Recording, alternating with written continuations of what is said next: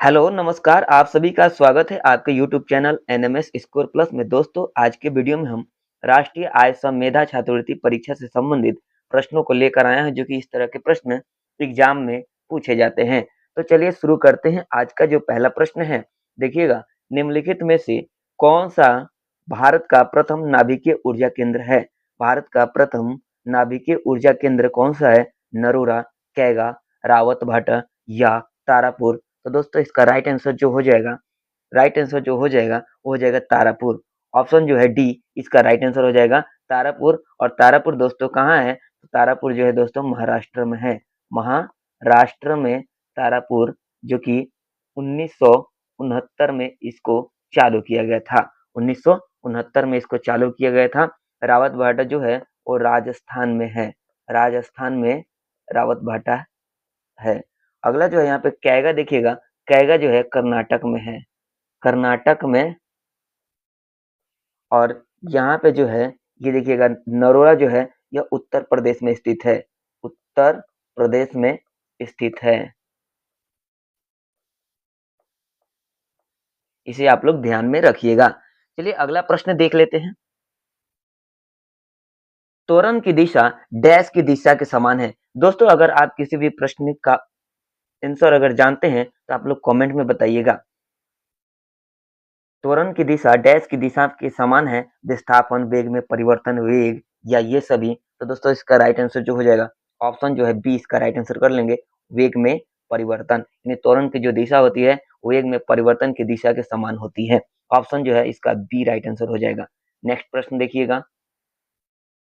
लोकसभा का कार्यकाल कितने वर्षों का होता है? दोस्तों, आप लोग वीडियो को लाइक कर दीजिए और अपने दोस्तों के पास शेयर कर दीजिए। अगर चैनल पे नए हो तो चैनल को सब्सक्राइब कर लीजिएगा।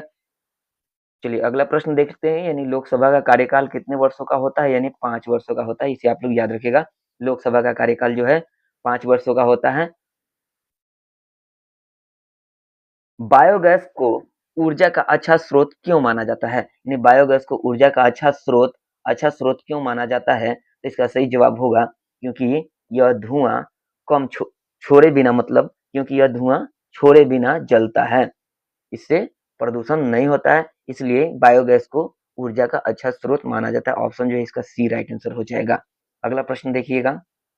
नेक्स्ट प्रश्न है, अमेरिका का पता किसने लगाया? अमेरिका का पता जो है किसने लगाया था? Vasco D gamma, Columbus, Henry, या इनमें से कोई नहीं? तो दोस्तों, वास्को डी गामा जो है वह भारत का पता लगाया था। वह भारत का पता लगाया था। कब लगाया था? तो 1498 में। और जो कोलंबस है यह अमेरिका का पता जो है 1492 में लगाया था। ये हमारा राइट आंसर हो जाएगा। ऑप्शन जो है बी राइट आंसर हो जाएगा। कोलंबस जो है अमेरिका का पता लगाया था और वास्को डी गामा जो है भारत का पता लगाएगा। ये भी आप लोग याद रखिएगा।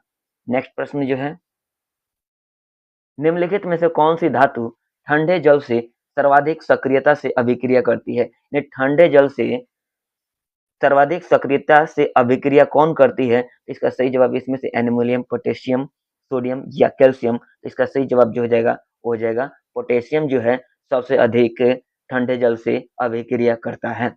पोटेशियम जो है सबसे अधिक अभिक्रिया करता है। ये आप लोग ध्यान में रखिएगा। ऑप्शन जो है 20 का राइट आंसर हो जाएगा। नेक्स्ट प्रश्न देखिएगा। ऑक्जेलिक अम्ल का प्राकृतिक स्रोत निम्नलिखित में से कौन सा है? ऑक्जेलिक अम्ल जो है, ऑक्जेलिक एसिड जो है, किसमें पाया जाता है?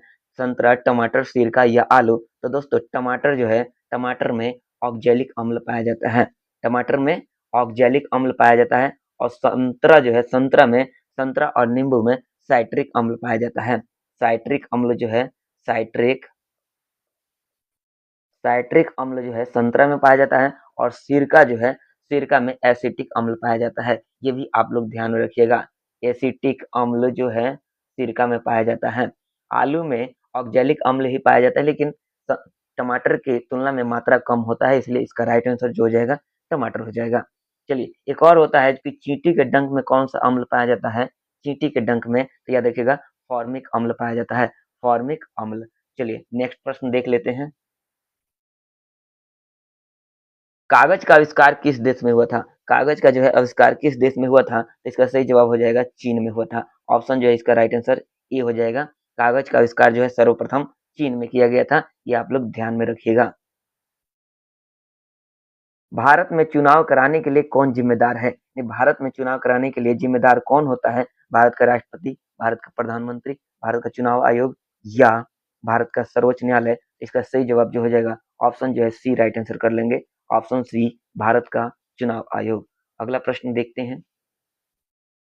निम्नलिखित में से कौन सा जनसंख्या के वितरण को प्रभावित करने वाला प्रमुख कारक नहीं है? जनसंख्या के वितरण को प्रभावित कौन नहीं करता है? तो इसका राइट आंसर जो हो जाएगा राज्य व्यवस्था है जो जनसंख्या के वितरण को प्रभावित नहीं करता। ये आप लोग ध्यान में रखिएगा। दोस्तों ये जितने भी प्रश्न बनाए गए हैं ये मेधा छात्रवृत्ति परीक्षा को ध्यान में रखकर बनाया गया है, इसलिए आप लोग वीडियो को पूरा देखिएगा। चलिए अगला प्रश्न देख लेते हैं कि विश्व के प्रथम औद्योगिक देश का नाम बताइए। औद्योगिक देश विश्व का प्रथम कौन था? इसका राइट आंसर जो हो जाएगा ब्रिटेन हो जाएगा। इसका राइट आंसर ऑप्शन जो है सी राइट आंसर कर लीजिएगा ब्रिटेन। नेक्स्ट प्रश्न देखिएगा कि दिए गए विकल्पों में से गैर धात्विक खनिज यानी गैर धात्विक जो है यानी जो धातु नहीं है, इसमें मैग्नीज अयस्क है, बक्साइट है, सोना चांदी और लौह अयस्क और बक्साइट ये सभी क्या है? धात्विक है। जबकि कोयला और पेट्रोलियम जो होता है ये अधात्विक होता है, अधातु होता है, यानी कि इसमें कार्बन की मात्रा होता है। इसका राइट आंसर जो हो जाएगा ऑप्शन सी इसका राइट आंसर हो जाएगा। अधात्विक जो यानी गैर धात्विक कहा जा रहा है तो ऑप्शन सी कोयला और पेट्रोलियम। नेक्स्ट प्रश्न देखिएगा। किसान मिट्टी में किस रसायन को डालकर उसकी अम्लता के प्रभाव को निष्क्रिय करते हैं? यानी अम्लता के प्रभाव को निष्क्रिय करने के लिए बुझा हुआ चूना का उपयोग किया जाता है। बुझा हुआ चूना का उपयोग किया जाता है। ऑप्शन ए राइट आंसर कर लीजिएगा, बुझा हुआ चूना। नेक्स्ट जो प्रश्न है, भारत का संविधान कब अपनाया गया था? यहाँ पे अपनाया गया है, कब अपनाया गया था? तो राइट आंसर जो हो जाएगा 26 जनवरी 1949 को, 26 नवंबर 1949 को। ये आप लोग ध्यान में रखिएगा, 26 नवंबर 1949 को अपनाया गया था और लागू जो है वो कब किया गया था? तो 26 जनवरी 1950 को। ये आप लोग ध्यान में रखिएगा। अपनाने की बात की जाए तो 26 नवंबर 1949 और लागू जो है 26 जनवरी 1950।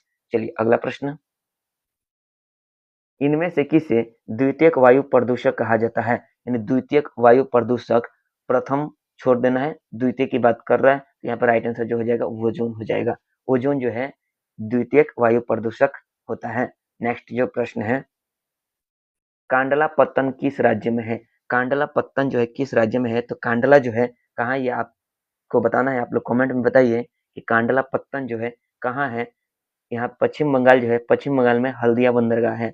हल्दिया जो है हल्दिया हल्दिया जो है पश्चिम बंगाल में है। महाराष्ट्र में जो है उसको बोलते हैं नहाव शेवा, या पहले जवाहरलाल नेहरू बंदरगाह था। और गोवा में जो है मर्मगांव है, मर्मगवा पत्तन है। और कांडला जो है वो कहाँ है? गुजरात में है। कांडला कांडला कहाँ है? गुजरात में है। ये आप लोग ध्यान में रखिएगा, कांडला जो है कहाँ है? गुजरात में है। चलिए अगला प्रश्न देखिएगा। जीवाणु कोशिका भित्ति का प्रमुख घटक बहुलक कहलाता है। यानी जीवाणु कोशिका की जो है कोशिका भित्ति का प्रमुख घटक बहुलक कहलाता है। तो किसको कहा जाता है? इसका राइट आंसर जो हो जाएगा, ये राइट आंसर जो हो जाएगा इसका पेप्टिडोग्लाइकन। पेप्टिडोग्लाइकन जो है वह जीवाणु कोशिका की कोशिका भित्ति का प्रमुख घटक कहलाता है। सेलुलोज है यह जो पौधे पौधे का प्रमुख घटक है। और ये जो काइटिन जो होता है ये फंगी के लिए होता है। काइटिन जो होता है फंगी के लिए, आप लोग कीट पतंग और फंगी के लिए काइटिन होता है। और पौधों के लिए, पौधों की कोशिका भित्ति जो है वो सेलुलोज होता है। ये आप लोग ध्यान में रखिएगा। इसका राइट आंसर जो हो जाएगा ऑप्शन जो है डी राइट आंसर हो जाएगा। चलिए नेक्स्ट प्रश्न देख लेते हैं। बिहार की प्राचीनतम नदी घाटी परियोजना है, यानी बिहार की जो प्राचीनतम यानी सबसे पुरानी कौन सी नदी घाटी परियोजना है? इसका राइट आंसर याद कर लीजिएगा, सोन परियोजना। सोन परियोजना जो है बिहार की सबसे प्राचीनतम यानी पुरानी नदी घाटी परियोजना है। यह 19वीं शताब्दी में इसका स्थापना किया गया था। नेक्स्ट जो प्रश्न है, और ये आजाद भारत में अगर याद रखना है तो पहली जो है वो दामोदर परियोजना है। आजाद स्वतंत्र भारत में, स्वतंत्र भारत की पहली दामोदर परियोजना है। और भारत की अगर प्रथम की बात की जाए तो वो सोन परियोजना हो जाएगी। नेक्स्ट प्रश्न देखते हैं। एलपीजी का पूरा नाम, एलपीजी का पूरा नाम क्या होगा? तो इसका राइट आंसर जो हो जाएगा ऑप्शन जो है बी हो जाएगा, liquefied petroleum gas. Liquefied petroleum gas जो होता है एलपीजी का पूरा नाम होता है। हिंदी में इसे द्रवित पेट्रोलियम गैस कहा जाता है, द्रवित पेट्रोलियम गैस। नेक्स्ट प्रश्न देखिएगा। कई दशकों से उपयोग किए जा रहे ऊर्जा संसाधनों के रूप में कहा जाता है, यानी कई दशकों से अगर ऊर्जा उपयोग किया जा रहा है संसाधन, उसको डैश के रूप में जाना जाता है, यानी किस रूप में जाना जाता है, तो उसे पारंपरिक ऊर्जा के रूप में माना जाता है। पारंपरिक ऊर्जा, इसे आप लोग ध्यान में रखिएगा, पारंपरिक ऊर्जा। चलिए नेक्स्ट प्रश्न जो है,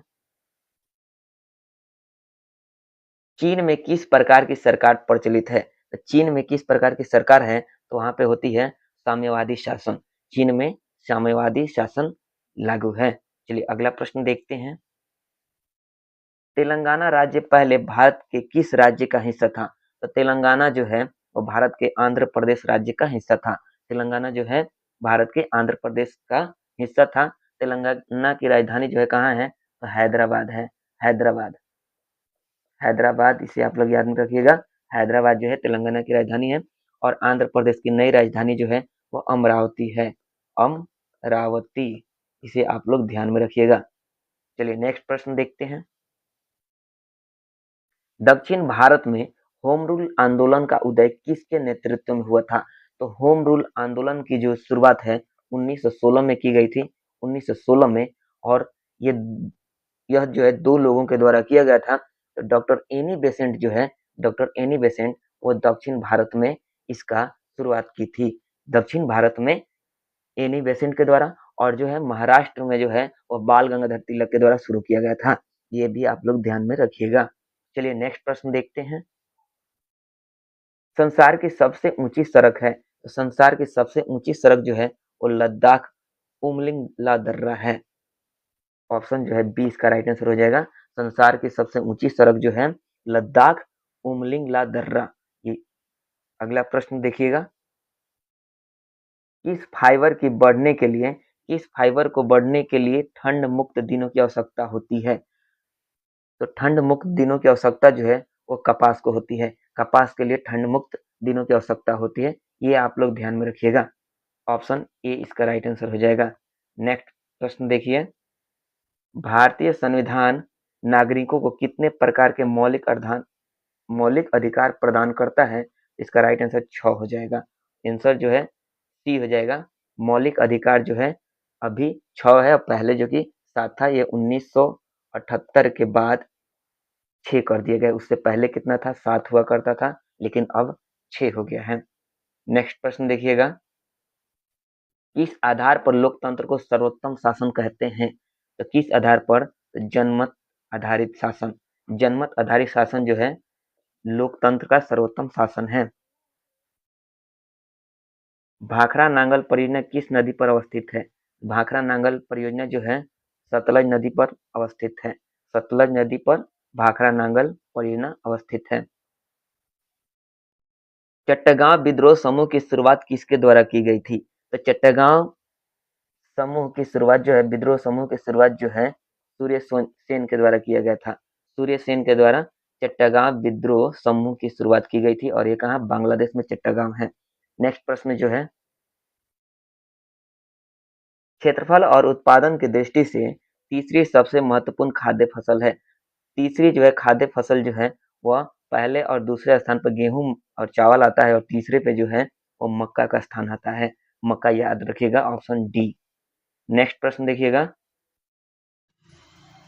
निम्नलिखित दालों में से एक जो मिट्टी की उर्वरता बहाल करने में मदद नहीं करता है, मूंग, चना, मटर, अरहर, तो इसका सही जवाब कौन सा हो जाएगा? आप लोग बताइएगा कमेंट में कि निम्नलिखित दालों में से एक जो मिट्टी की उर्वरता बहाल करने में मदद नहीं करता है, इसमें से कौन हो जाएगा? तो इसका सही जवाब जो हो जाएगा अरहर।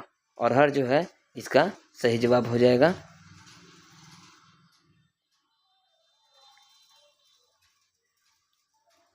नेक्स्ट प्रश्न जो है, भारतीय संविधान नागरिकों को कितने प्रकार के मौलिक अधिकार प्रदान करता है? 6 मौलिक अधिकार प्रदान किए जाते हैं। भारतीय संविधान में शिक्षा का मौलिक अधिकार किस अनुच्छेद में है? तो भारतीय संविधान में शिक्षा का मौलिक अधिकार जो है अनुच्छेद जो है बी 21 का क, इसे ध्यान में रखिएगा। 21 का क। नेक्स्ट प्रश्न जो है, निम्नलिखित में से कौन भारत के संविधान की समवर्ती सूची के मामलों में कार्य करता है? यानी भारतीय संविधान की समवर्ती सूची के मामलों में कार्य करता है, यानी केंद्र सरकार और राज्य सरकार, ये दोनों जो है केंद्र सरकार और राज्य सरकार मिलकर काम करती है। नेक्स्ट प्रश्न जो है, निम्नलिखित में से किन सेवाओं को सार्वजनिक सेवाओं में सम्मिलित नहीं किया जाता है? इसका सही जवाब जो हो जाएगा, इसका सही जवाब जो पुलिस सेवाएं, न्यायिक सेवाएं, शैक्षणिक सेवाएं और निर्माण सेवाएं, तो इसका सही जवाब जो हो जाएगा निर्माण सेवाएं। निर्माण सेवाएं जो है एक निजी सेवा है, निर्माण सेवा जो है एक निजी सेवा है। तो दोस्तों ये आज के 35 प्रश्न थे। आप लोग 35 में से कितने सही जवाब दिए आप लोग कमेंट में बताइएगा, और नेक्स्ट वीडियो आपको लेकर जल्द ही हाजिर होऊंगा। तब तक के लिए जय हिंद, वंदे मातरम।